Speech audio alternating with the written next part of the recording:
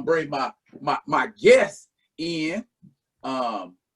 This is a local DJ, man. He been spinning. Everybody know who he is. He been around for years. This my man, I-Cuttz. What's up, Ike? What's happening, y'all? How y'all doing? What's up, D? All good, man. I'm trying to just change the vibe, the atmosphere. I know it's a little bit tense, these days with all of this, stuff with the Breonna Taylor bullshit. And everything that's going on politically, man. I'm trying to lighten it up a little bit, because I always been a hip hop head. I always been a hip hop, R&B, all that type of shit, just music. I always been involved in music, but I never been a DJ. You know what I'm saying? I've made beats and shit, and and I've done little demos and albums and shit with people, but I ain't ever spin records. Now. Gotcha. I always been that cat that was like helping the DJ, or carrying a crate or carrying some turntables or some shit like that. But I was never, a DJ per se. So my battery of questions that are DJ related is gonna be, right now they directed at you. We might have another guest, we might not, but it's just stuff that I've always wanted to know about DJs and how DJs get down. Just basically, for me, give me just a little history of how you got started spinning. Man, it's probably the craziest story, but I'm gonna give you the short version. Well, it's gonna be kind of short. I grew up in a Christian value house. Christian value home. My grandmother, she wasn't with no music, none of that. So I really didn't hear Michael Jackson until I came to Alaska around 8 or 9 years old. And the music just messed me up, because I had never heard music before, I'm outside on the radio. But anyways, fast forward, that made me fall in love with music. But Prince to me was just a little bit more my style than Michael, so I went down that road. But I knew I didn't have enough rhythm to play a guitar, you know what I'm saying? Right. Or to play an instrument. I knew that. I tried the flute. My Uncle Johnny got me a flute. I tried the saxophone. Piano I was okay with. But anyways, I love music. So when I started getting older, all my homeboys, I grew up in Fairbanks. So we didn't have no radio station that was playing hip hop. You know what I'm saying? Right.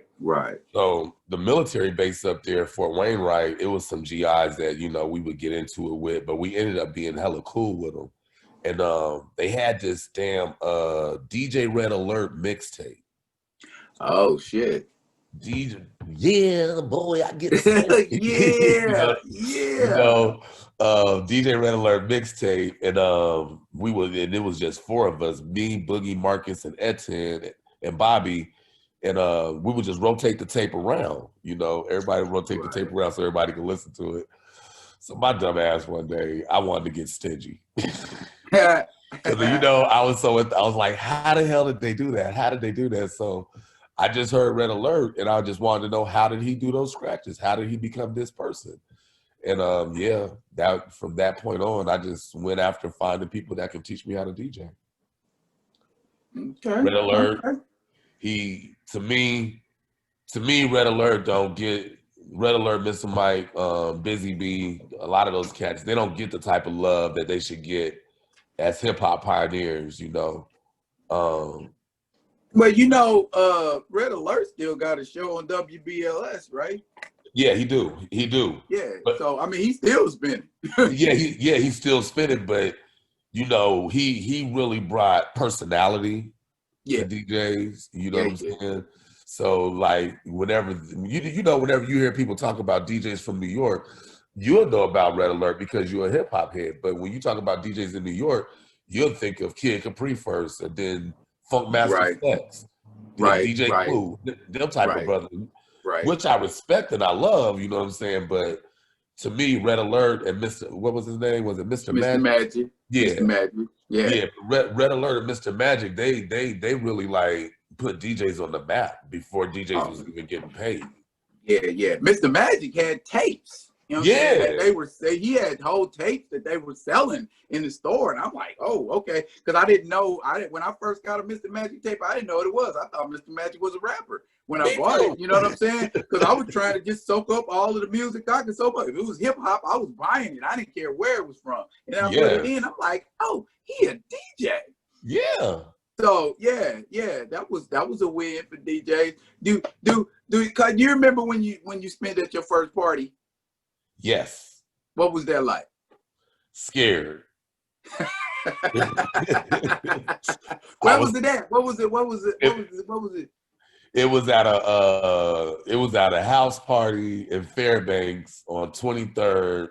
Anybody from Fairbanks, y'all know back when the road didn't even have pavement, it was still dirt.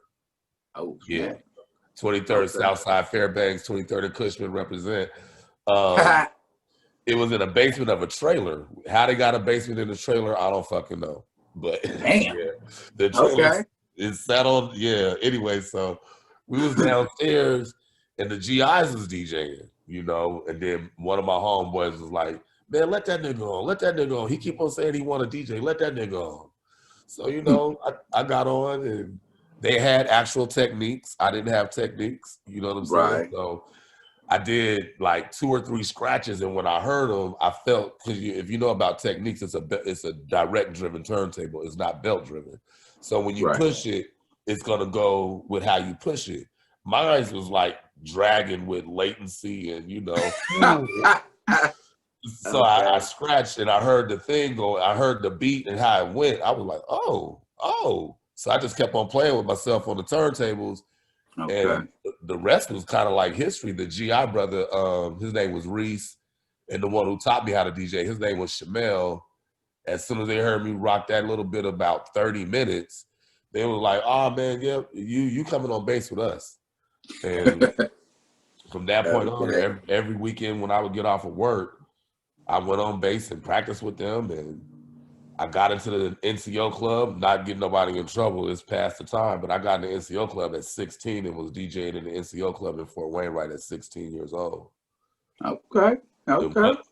Once I seen that, I was still scary though, because I was 16. You know what I'm saying? Right. I didn't know the women that was being thrown my way, the drinking. I definitely wasn't able to drink, so I couldn't handle that. So you know, it took a lot of maturity to come along with it, which I still didn't get that until I met Reggie Ward, honestly. Okay. And so Reggie Ward was kind of like a mentor to you. Reggie Ward is still a mentor to me. Reggie found me. Shout out to Terrence Seeger, is Kim's brother. You know Kim. Yeah.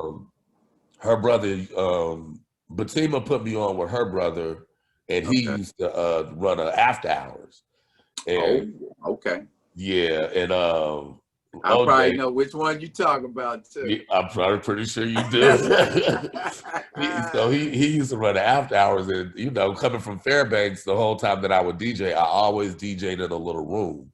You know, I was afraid of people. I was very timid at the time, and Reggie, Terrence had the after hours. We was DJing the after hours, and Reggie was like, "Yo, I heard about you. I want to see you spin." So Reggie stayed actually the whole night that night, and I DJed whatever.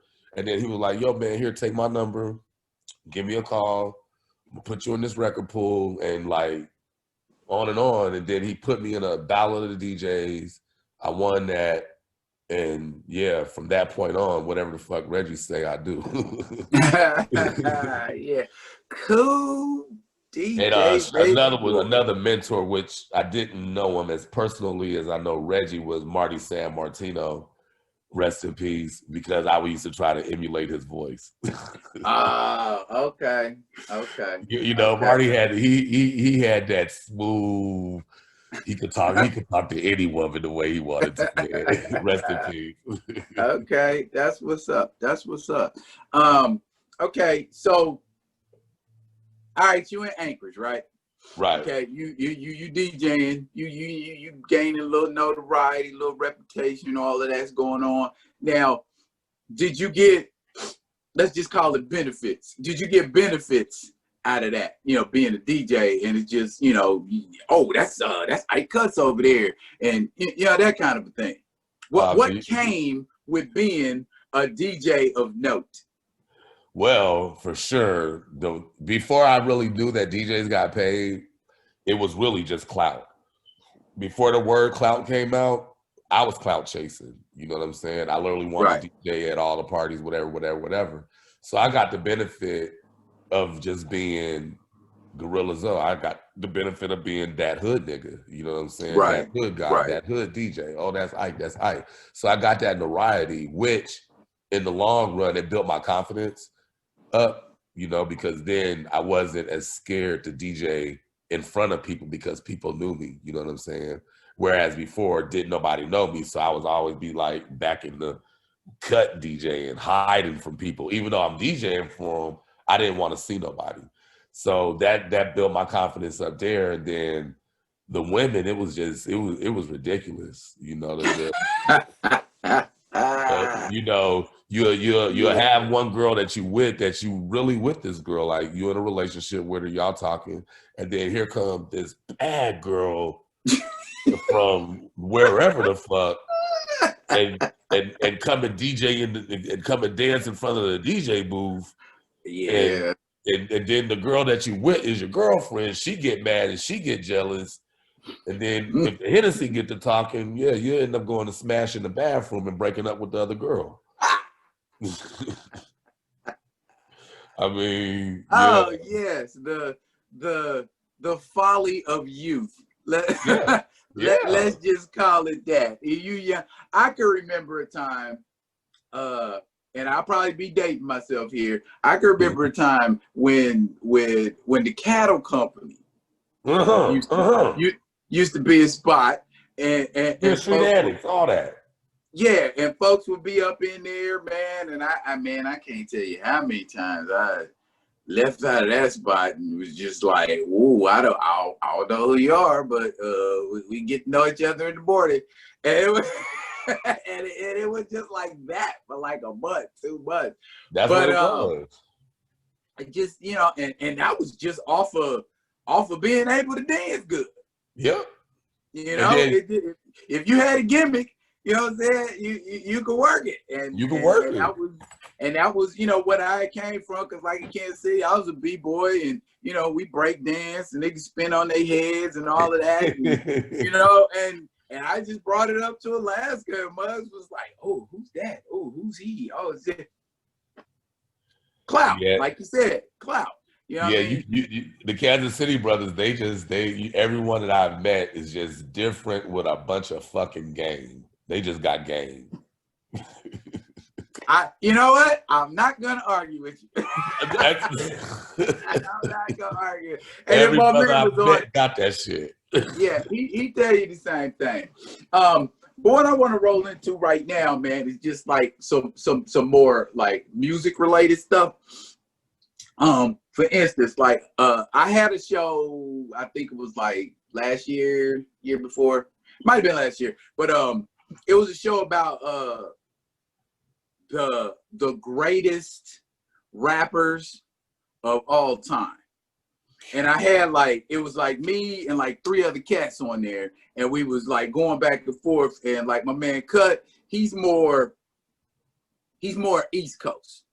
You know what I'm saying? And so his thing is, if you asking him about rap, everything that he's gonna tell you is gonna come from a Biggie or a Big L or a Rakim. You know, my man. Yeah, you know, just he East Coast. But then I had another cat on there. He more West. You know what I'm saying? And so, you know, everybody that he like, you know, left coast, and, you know, he was like, you know, like Pac and E40 and Richie Rich and J.O. Felony, and, you know, just, you know, mugs like that, you know, that got bars, because mugs on the West Coast ain't really known for their bars, but it's cats on the West Coast, they got bars. Definitely. So, long story short, we decided it had to be something regional. Yeah. And so, you know, you got a rapper from the East Coast, and you just weed through all of the East Coast rappers, and you come with your top-notch East Coast. you come with your top-notch Midwest, you come with your top-notch West Coast, and your top-notch South. And out of those four, who are you saying is the greatest rapper? And there was criteria involved. Now, I ain't gonna tell you who you should tell me is the greatest rapper, but from those four regions, who's your top? Okay, that's a hard one for me because I haven't met your homeboy yet. I'm a real East Coast head. Okay. Like, I go back to the Diamond D's days, the Big L days, LOG days. I love all them cats. But whenever I think about the greatest rapper, you know, I think about their achievements. You know what I'm saying? I think about their album sales. I think about what they do in the community. I just think about everything, you know? And even though I disagree with some of the moves that he's doing right now, there ain't nobody in New York on the East Coast that took the East Coast to the level that they did, like Jay-Z did. Yeah, and that was pretty much the consensus. That was pretty much. I mean, there was a little debate here and there, but it was the consensus was Jiggity Man on the East. You know he's done so much, but the new Jay-Z, I just kind of like got to sit back and watch what he's gonna do. You know what I'm saying? Not like I'm mad at him. It's just this was certain areas where I felt like, you know, he could have turned that a little bit differently. West Coast, Midwest, automatically for me, Tech Nine. I met the brother a couple times. He's so fucking intriguing. He's very intriguing. He's very humble. And like when you really listen to some of the stuff he's saying, I mean, he's really up there with a lot of these other brothers, but just in a different realm because of the way he rap. But the shit that he's talking about, no, it's real shit, just like what these other cats is talking about. Right. And I tell you something about Tech, or should I say Aaron? He makes the choice to remain underground. Right. And that's what I respect about him, because I've spoken to him and he done told me many a time he had an opportunity. He could have blew up with Dre and them. He could have blew up, when Muggs was coming at him. He been on, Tech and Sway, the Revolution. Yeah. You know what I'm saying? He's done all of that, but he said he chooses to remain low key, underground and do his thing. And, he done had longevity. So, big ups Kansas City. Which says a lot, like for a brother of his stature and could have did all those things, he really just stayed, and he's still rich. He still get his money. Oh, he filthy. But now let me play devil's advocate real quick. Okay, now in the Midwest you got Tech, but when we say Midwest, right? Talking about that. We talking about that region, correct? Right. So in that region, you got Twisted. I love Twister, but Twister wasn't really that consistent. Right. Like when Tech dropped, he's consistent. And then the other thing that I liked about Tech Nine, and you know this better than me, the Midwest is so fucking racist. No, for real, that's just like I'm from Florida. And they racist as fuck, but that Midwest racism is a completely different type of racism. Yeah, it is. For me to see white, black, Asian, Korean, every fucking spectrum in his crowd, like, I ain't never, They vibe with him. They vibe with him, bro. But now I would go down the road and be like, okay, I love Tila. 8Ball and MJG is like one of my favorite duo rappers. You know what I'm saying? Right. But that would be kind of like South, but it is kind of like Midwest. Well, Memphis, not really. Yeah, that's they South. Okay. No, who I was gonna bring up two other people. I was gonna say, okay, if we talking about consistency, what about Common? I love him, And dare I say it, Kanye West.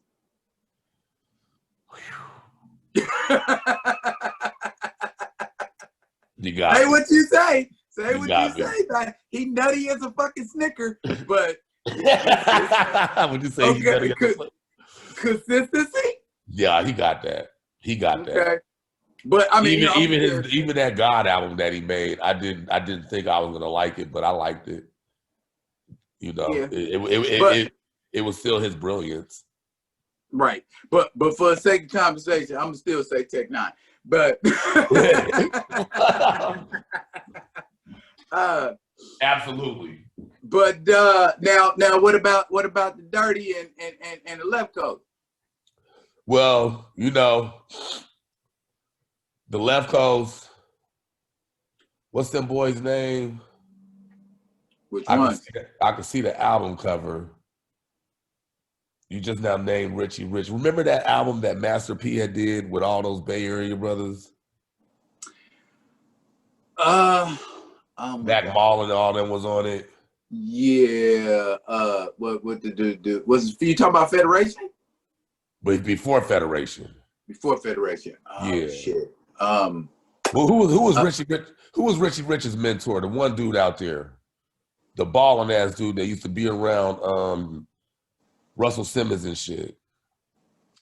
Oh damn. Oh my God. Man, you pulling them out. You pulling them out.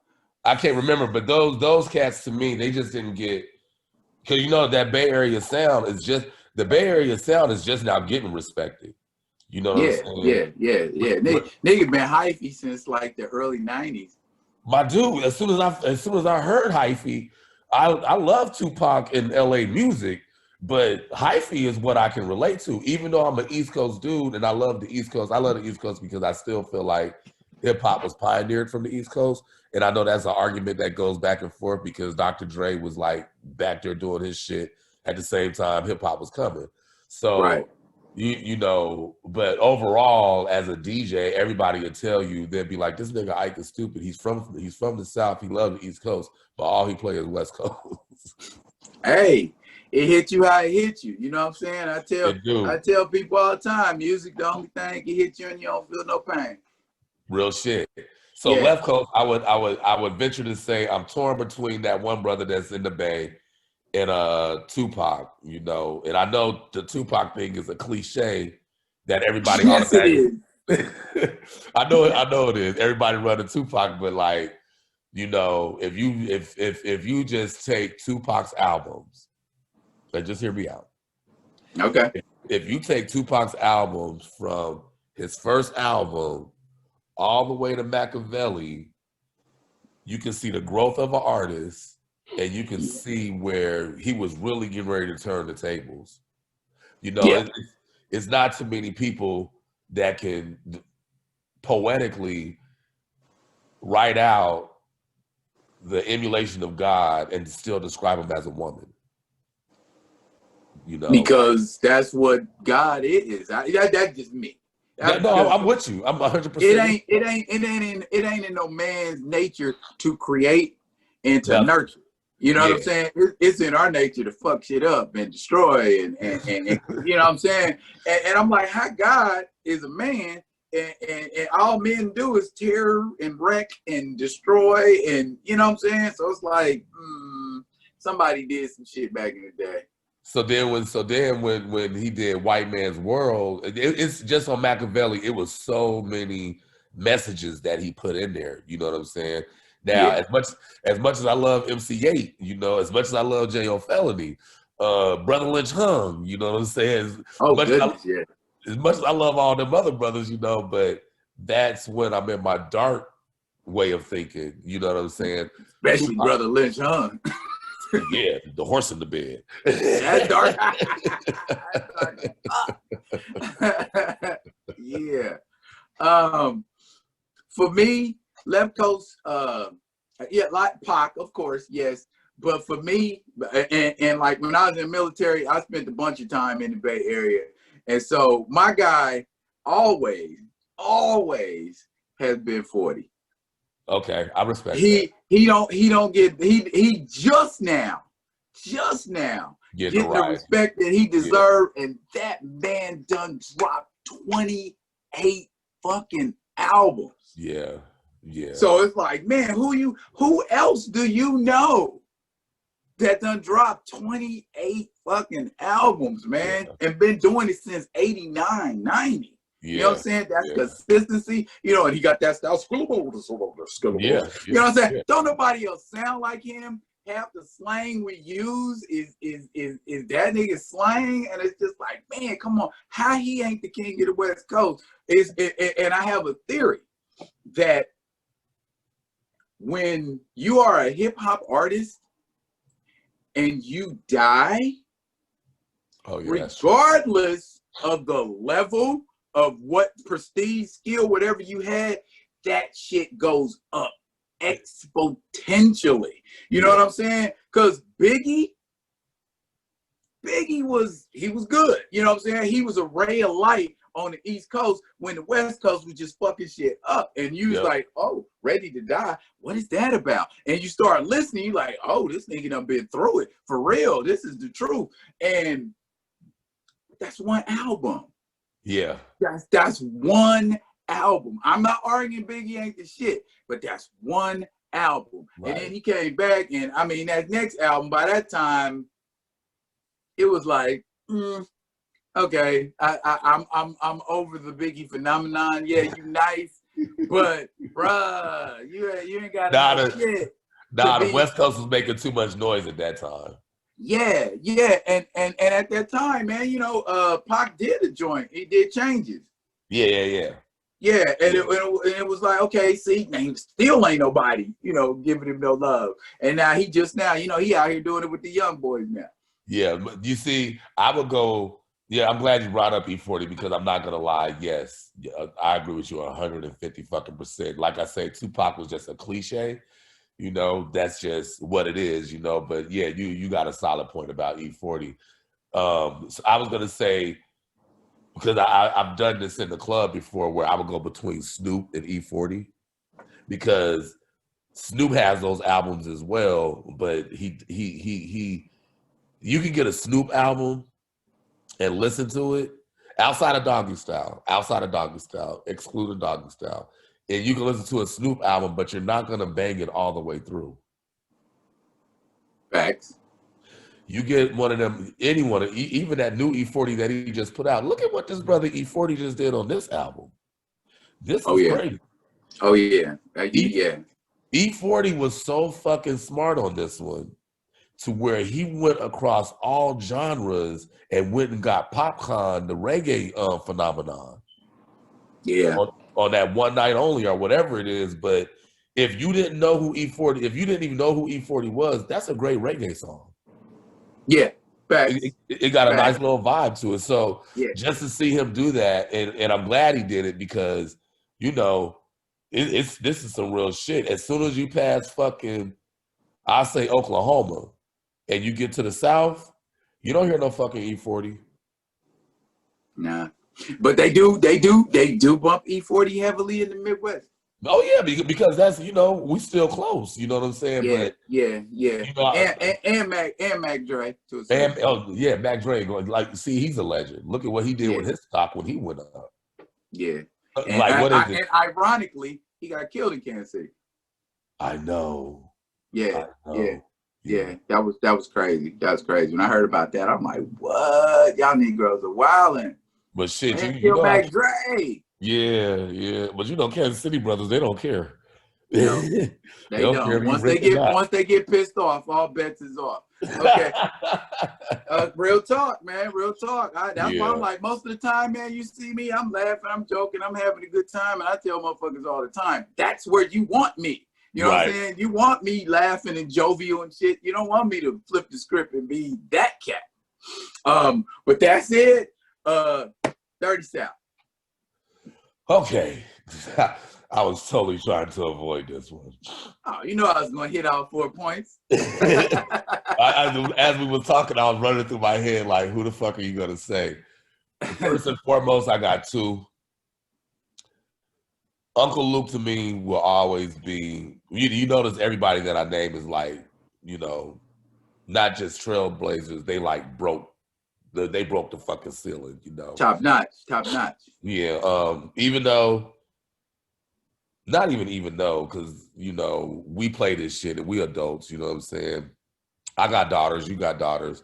Do we want our daughters listening to Uncle Luke? Fuck no.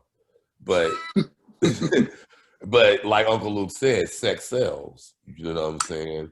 If white folks been doing it for this long and they've been doing it visually, you know what I'm saying? All he did was get on the record and do it vocally, you know, and they were still mad at him for it. He went to court and he still won. So just that alone, and then just to know I grew up in Florida I grew up listening to Jam Pony Express. That's a whole different level. Yeah, that's a whole different level of DJing. You know what I'm saying? Like they playing a record, they scratching and they rapping over the next nigga's song. You know what I'm saying? Next brother's song. But Uncle Luke, I believe Rick Ross wouldn't be Rick Ross if it wasn't for Uncle Luke. No, he wouldn't. JT, all them Florida brothers, you know. Right now, QC Quality Control Records, you know what I'm saying? That's who got me. That's who got Migos, Lil Baby, all them brothers. You know, they give Uncle Luke that respect. Trick Daddy give Uncle Luke that respect. Uncle Luke paved the way for the South to have a voice. You know, Jay Prince, I feel like he's not a rapper. You know what I'm saying? But he's the down South ambassador. You know? Yeah. Oh, no doubt. Hey, Face. Yeah.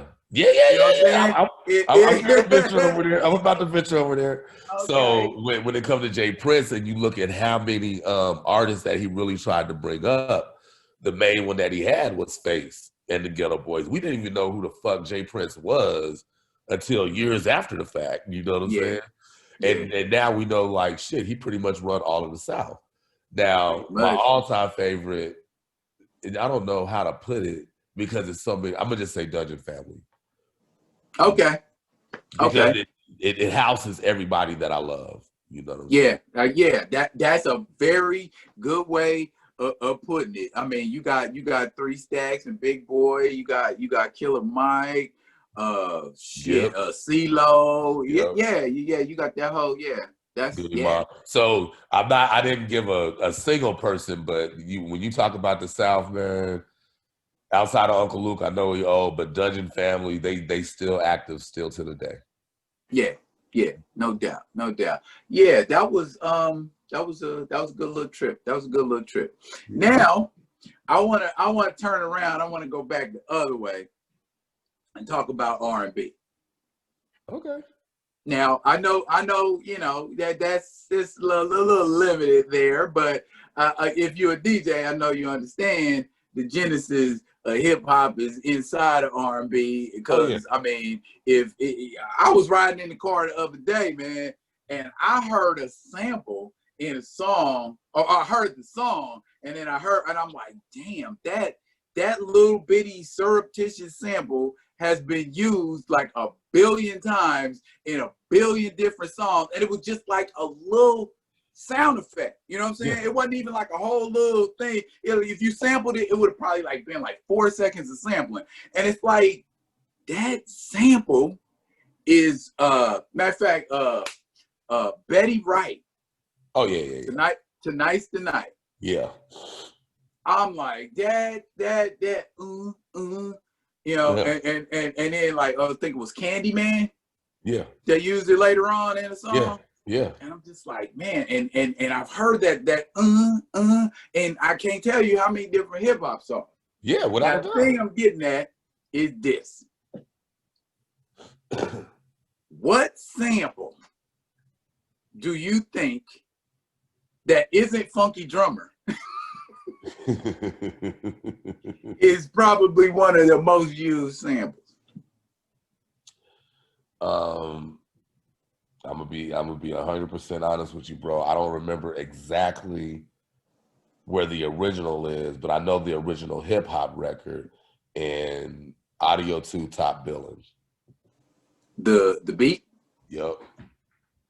I think that ain't that didn't Gizmo do that beat? Or Yeah. That you talking about the doots. Yeah, I think they.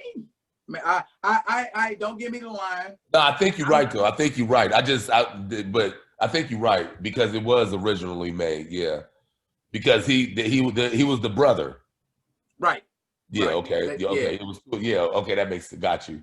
So when first of all, all respect due to Puffy because Puffy was the one that would go back and find those old records that me and you grew up with, and then would just put melodies to them, and then put Mary J. Blige on them or Faith on them, and you'd be good to go. But even the other one, first back to Top Billing, everybody has either took that boom, boom. They either took that part or they do they chop it up however they want to. Yeah. But it's the simplest fucking break beat, bro, to Yes. where it's like it's so many things you can do. Even whenever I used to scratch it on a record, no matter wherever I went at, if I heard the snare or I heard the bass, I knew I could get back on beat because it was that simple of a beat.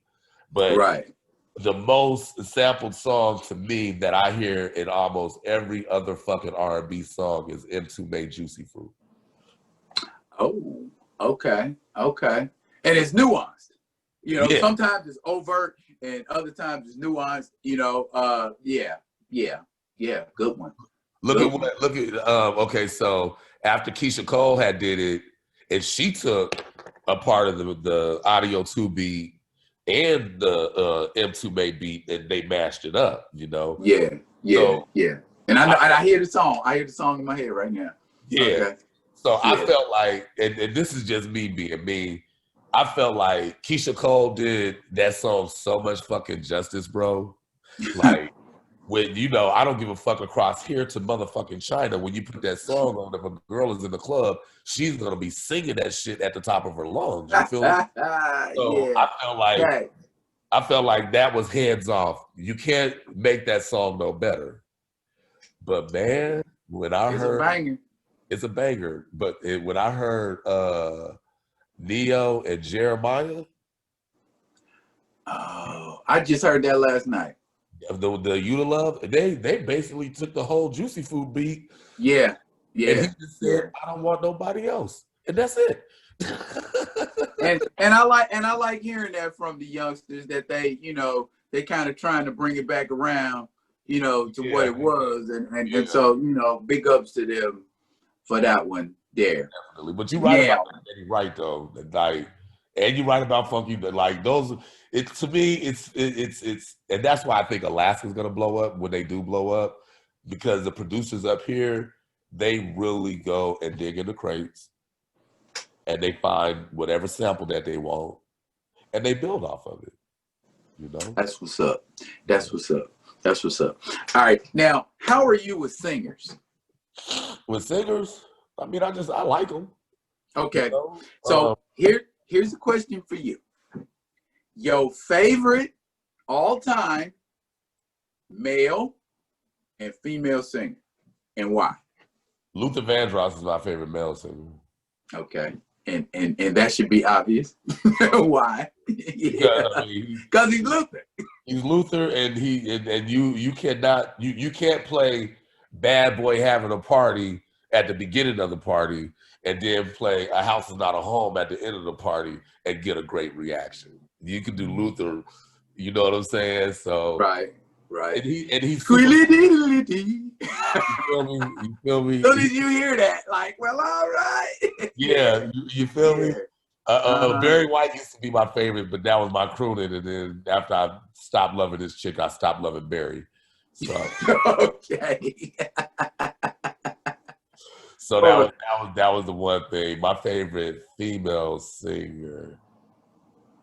I'm torn between Janet Jackson and Whitney Houston. I always have been. Janet Jackson and Whitney Houston. I know that's a huge distinction, but okay. Well, now I always like see we both believers, and I like the fact that our opinions are different, but make sense to each other. Yeah. Okay. Now my favorite, bar none, male R&B singer, and I tell people all the time, and they don't think about it until I say it. Marvin Gaye. Yeah, I can see that. Okay, Marvin Gaye has done everything from R&B to gospel to, I mean, you name it, and done it well. You know what I'm saying? And it's just like, okay, I can get behind that, because he had an album, and I tell people to this very day, he had an album, and folks always say, well, they think What's Going On is his favorite album, is his best album. What's Going On? It's there, but to me, he got an album called Here My Dear. Yeah. And the proceeds of that album went to pay for the divorce that he was divorcing his wife. Well, his wife was divorcing him, and rather than give her everything he owned, he's like, I'm gonna make this album, right? And the proceeds of this album is gonna go towards that. He got songs on there, man, you can feel, right? You know what I'm saying? Like when you mad, you going through some shit, and you mad at that female, and you, oh man, I 100% feel that song, man. He got a song on there. Hear Me? Yeah, he got a Hear My Dear. Hear My Dear. He got a song on there. It go, the chorus goes, you can leave, but it's going to cost you. And man, and just the lyrics to that song, and he talk about how he was fighting with her and all that kind of stuff. And then we made up, we had makeup sex, and it's just that whole, I'm like, okay, I done been through that all shit, that Marvin. Yeah, I done been through what he's talking about. And I just totally 100% feel that shit. Now, as far as my favorite female singer, let me hear who you go. Don't say Anita Baker, because if you say Anita Baker, you taking another one. Nah. Who I'm gonna say is Shaka Khan. Okay. And a lot of people don't give Shaka Khan the respect that she deserved. I mean, her vocal range. Yeah. You know what I'm saying? In shit like Through the Fire, the slow joint, Tell Me Something Good. I'm Every Woman, who she did it first. Yeah. And then I Feel For You, which is originally a Prince song. Yeah. But you know, when they put Melly Mel on that joint, when they put Melly Mel on there, you just took me down memory lane with that. Oh, and that was a rap. And so for me, and she's still singing now. I just saw her on The Masked Singer. Oh yeah. Yeah, and I'm like, oh, and right away when she started singing, I was like, that's Shaka Khan right there. I bet any amount of money you want to bet that's Shaka Khan in that monster suit. And sure enough, they took it off. Bam! I know Shaka Khan when I hear her. But yeah, them's my two right there, man. If Marvin Gaye was alive, there ain't no doubt in my mind. I think he'd still be trying to make some kind. He'd be right there with Charlie Wilson and Mr. Big, still trying to make music and shit, you know, and sounded good doing it. And Ron Isley is a close second. Yeah. I mean, even though the R. Kelly shit is horrible, then it is what it is, but that's gonna be one of those things that we end up gonna lose a great one out of the books. Right. Yeah, and somebody need to take that somewhere and put it somewhere, you know what I'm saying, and just sit it to the side. So, you know, when everybody forget, you go, hey, remember this? My mind's telling me no. You know what I'm saying? You know, when I get good and drunk, I'll be like, fuck you, I'm playing R. Kelly. And I know a bunch of people like that. I mean, I got my opinions, you know what I'm saying? But if you put an R. Kelly song on, the right R. Kelly song, I'm like, I don't want to feel this, but I feel it. You know what I'm saying? You say what you want to say about it, but he made some bomb ass music. That's all I'm saying.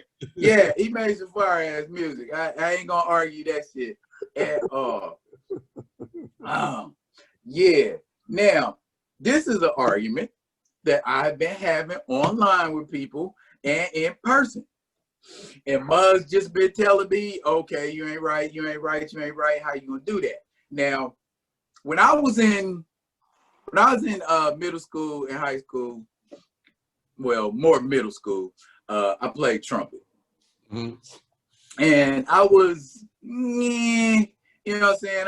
I wasn't great shakes, you know what I'm saying? But there were better people at playing trumpet than me. Right. Put it like that. And around that time, a lot of people was into Kool and the Gang and Earth, Wind and Fire. Ah, man, Daryl, don't start. You did you see my post the other day and I got cussed out by everybody? But if you look, the only person that had my back was Reggie. Hey, I wasn't, you know, I wasn't going in. I was just making a point. No, okay? you were stating facts. Okay, and that's all I'm gonna say. Where's the lie? You know what I mean? Kool and the Gang got a song. Matter of fact, a song and an album called Open Sesame. And, you know, this kind of, you know, like genie bass, Arab bass, you know, so you got, you know, the little Arabic sounds in it. But when that song drops, okay, it's got like a little beat. You can go back and listen to it later, but it's got a little beat. It drops and it's like, da, na, na, na, na, you know, kind of Arabian sounded. But then them horns come in. Yeah. And them horns come in hard. Yeah. And in my opinion, that's the best Kool and Gang song I ever heard. Even Jungle Boogie. It's the best. That's the best horns I ever heard Kool and the Gang do. Okay, I don't think they get much better than Open Sesame. Got it. Man, Earth, Wind and Fire, on the other hand, when I hear the horns in either In the Stone, okay, or Getaway. Ooh. Yeah. What song? Give me one song by Kool and the Gang. Them horns, that Kool and the Gang can fuck with them horns and get away. That sounds like one fucking horn. Yeah. But there's a saxophone, a trombone, and a fucking trumpet playing. And they sound like one sound. Yeah. And it's like, and they all over the scale too. And I'm like, fuck, those niggas are dope. You know what I'm saying? And it's like, but you trying to tell me, oh, Kool and the Gang, they dope too. They are. But ain't nothing Kool and the Gang got fucking with In the Stone or Getaway. Right. Horn-wise. Right. Horn-wise. And that's what, when I hear Earth, Wind and Fire, that's all I think about is those damn horns. And Philip Bailey. Yeah, without a doubt. And that was a huge thing too. You know, Philip Bailey was not just a phenomenal singer, but he was a composer as well. You know what I'm saying? Like, he could put the music together, you know. And not even to my defense, but to my ignorance, I would say. I was just on one that day, and I DJ Kool and the Gang that night, and I thought about who would they go up against, and then when I said it, I thought about it. I was like, oh, fuck it. I can't take it back. Because I started thinking about all the Earth, Wind and Fire songs that I play, and songs that I play, and then, you know, you can go to your computer and you can look. It tells you how many times you play it, and I added them up. Earth, Wind and Fire won. Bruh, you know what I'm saying? And if I look at my shit as far as that, I have played Open Sesame a lot. Yeah. But like that by Kool and the Gang, Open Sesame, I think that whole song from beginning to end is dope, man. They are rocking, just period. And it ain't a whole lot of singing in that song. It's just horns, you know, like and they killing it, man. Yeah. But Earth, Wind and Fire, man, I remember for a while, I don't know what, like late night show, I want to say either Arsenio or something like that, but the Earth, Wind and Fire horn section, and it's like, man, that is the perfect horn section to have if you're gonna have a horn section on your fucking show. Earth, Wind and Fire horns. I mean, the shit. Yeah, I agree with you on that. The shit that the Roots are doing with Jimmy Kimmel. Yeah, that's just, man, goosebumps. They the total package. I got to give it to them. They got everything in the Roots, man. And fucking Black Thought, man. Yeah. Why do people be hating on Black Thought. As soon as they hate on him, bro, I ignore the conversation. Because like you are not into hip hop if you do not like Black Thought. That's what I tell people all the time. If you arguing about Black Thought, I can't talk to you. I can't talk to you at all. Just you go listen to a Roots album and then get back. Now I will say I'm mad at him because he keep on pushing his release date back. So I'm just hoping that he come with some fire because this has been a 20-year anticipated album. You know what I'm saying? Yeah. I'm gonna be right there. I'm gonna listen to it cover to cover, and it should be what I've been waiting for. He know we waiting on him. Yeah, so he do. He can't come half-assed. I will say the Nas album that Nas dropped, that brought some good shit to the art form. It was all right. I was listening to it Wednesday. It's proper. Yeah. And then I was happy that what Foxy Brown, the Firm was back together on the song. You know what I'm saying? I mean, call me corny, but Foxy needed to win. She did. She needed to win. She ain't been relevant for decades. Shit. Hey, bro. Except when she threw her phone at somebody in the beauty shop. That's the last thing I heard about Foxy. Hey, we ain't hear nothing about Foxy. The shit we hear about Lil' Kim will drive anybody crazy. Oh my goodness. Kim, I say a prayer for Kim. Yeah, that's all we do. She got caught up with Pamela Anderson and she ain't been the same since. I like what? She almost looked like Michael Jackson, bro. Ain't no almost. She looked like a pasty ghost, just like he looked like a pasty ghost when he was alive. I mean, no disrespect, but fact is fact. You trying to tell me about vitiligo? I got relatives with vitiligo. Yeah. Vitiligo does not turn you white all over. No. It's splotches. It's splotches, areas. And then like my man Chris Calico. Yeah. You know what I'm saying? It's in splotches. It's in areas. You don't turn entirely white when you know what I'm saying? When you got vitiligo. Oh, or was he saying, okay, I got all these splotches over my body, so I might as well just bleach the rest and make it even? I mean, shit. Why didn't you go the other way and make it darker? Right. Because you got that technology too. So I don't know. I just if that's what you feel like you need to be accepted, that's cool. But you know what I'm saying? Are you being true to self? Is the question I always ask when people do shit like what Lil' Kim and Michael Jackson. I mean, you know what you are on the inside.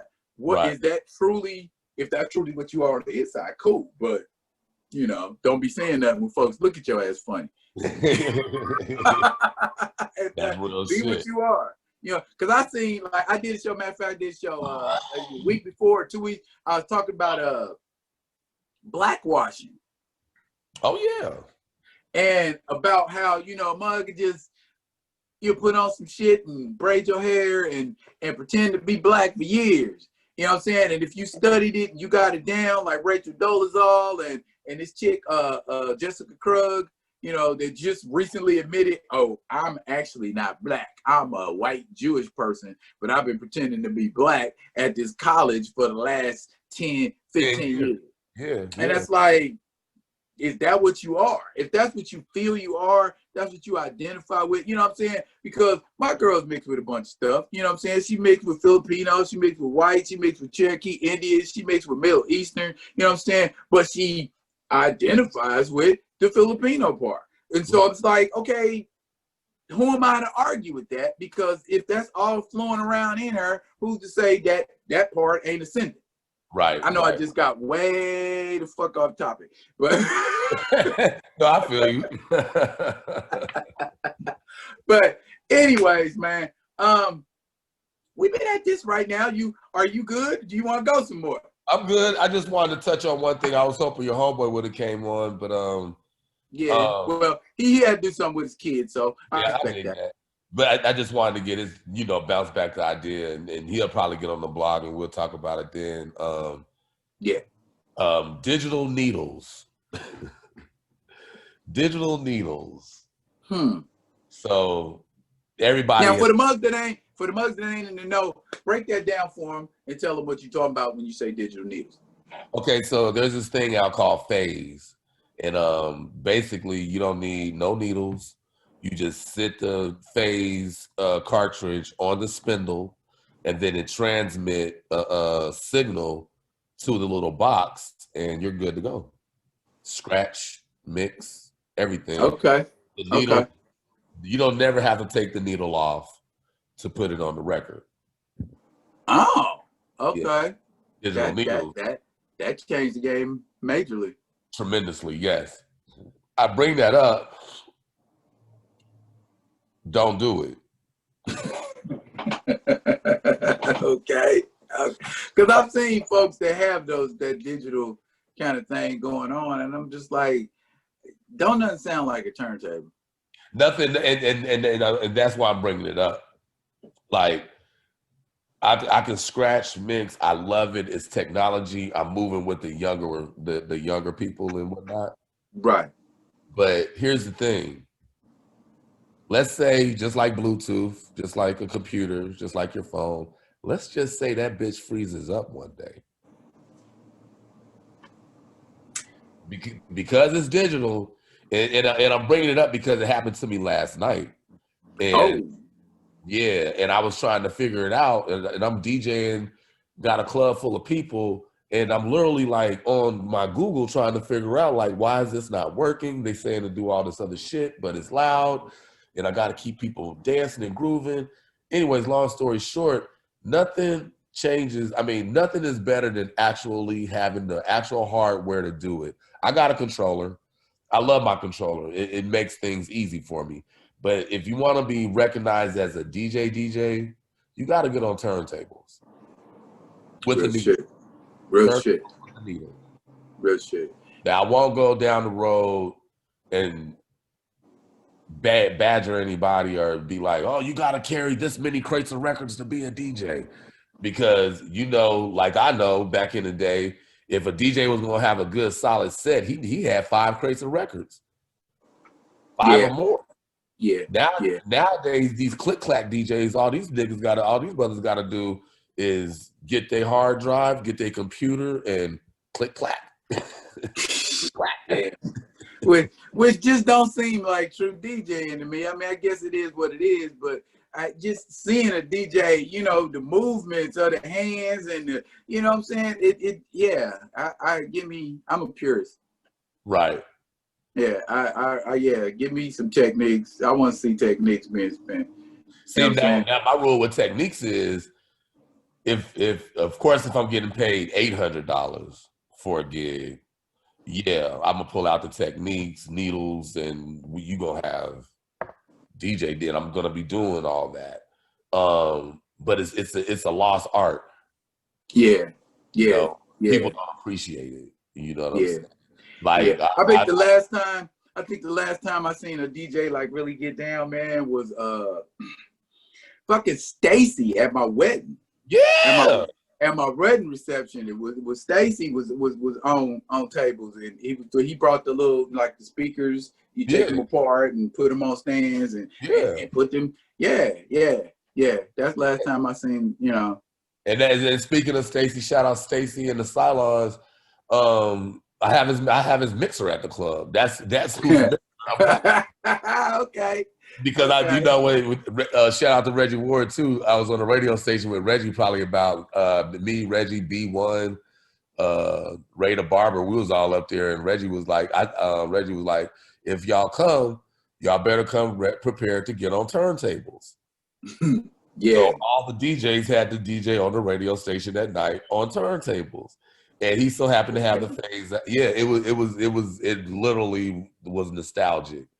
You know what I'm saying? Like, the Juice days, even though it was just a movie, me and my bro Masai, we literally used to take turns. Like, he would put this record on, then I do something to this record, then I go around, grab another record, and we just went in a circle like that. You know what I'm saying? So we would always do something funky different to his record. So being there with B1 and Ray the Barber, and it was another cat in there. And yeah, DJing as a camaraderie, just like with anything Right. else, you know. That's what's up. Yeah. That's what's up. Bruh, you carried this one by yourself, right? Ah, man, thank you. You did this whole joint by yourself, man. So see, you was worried, and this shit turned out perfectly, bro. Turned out perfectly. My wife talked me off the ledge and told me, "Yeah, you're gonna do it." Because every week when you post your thing, I'd be like, "Man, I want to listen to this cat. I want to listen." So when you invite, it's as simple as tap. Well, now I got it. Okay, all you got like when you see it, like where you matter of fact, you can just tap right there in the middle of that fucking picture. Okay. And it'll take you to the blog talk page. Okay. And then right there is audio. Okay. Because a lot of my stuff, I'm talking, man, and it's mostly audio. But every now and then, like I said, I'll do one of these, I'll do a Zoom or I'll do a live on the Be Real with D-Real page, because it's a bunch of lives, man. It's just like me right here in this chair talking. You know what I'm saying? Every now and then, so I have a guest, I won't have a guest, just regardless, the show must go on. So, and as I do it, and in my mind, that's what I'm saying. Matter of fact, I think I saw that post that you posted, and I was like, yeah, I need to get to see I-Cuttz show, man, and have him talk about some DJ and stuff, man. And I was thinking about my boy Cut too, because I know, he DJs, and so I'm like, man, if I put them two together, man, that show'll be fire, man. So what I want to do, man, is at some point, I want to have you come back on, man, when I can have Cut on and have both of y'all together, man, because I'm telling you, man, that I believe that's gonna be a fucking show for the ages. Because your DJ knowledge and his DJ knowledge, you putting them two together in the room, man, that's like the ultimate DJ think tank. You know what I mean? You know what I'm saying? And so, and I want to see that shit happen for real, man. So at some point, man, I want to get you two cats together, man. I'll do it again. Now I know how to do it. Okay, for sure. All right, man. Respect to you as you blaze. I appreciate you being here for sure. On the show, man. And I appreciate what you do in the community, man. You still over at Al spinning, right? I'm at Al spinning, and then I'm at Guitar Center during the week. Oh, really? Yeah. Okay, for sure then. See, that's a little piece of knowledge. I ain't know. If you need something, call me first so I can, yeah. Okay, for sure. No doubt. Like I said, keep on doing your Black Panther thing, man. That's awesome. Always, man. Always. That's awesome. Man, I since the age of 8, bro. I feel you. Since the age of 8, man. Me and Black Panther got a special relationship. I dig it. That's me inspired. But yeah. Okay, no doubt. But for real, on the real tip, man, it's been a pleasure. It's been a slice, man. I respect you. I respect what you do. You too, bro. You too. I appreciate it. Keep me all right, man. back on. All right, for sure, man. All right, one. Peace.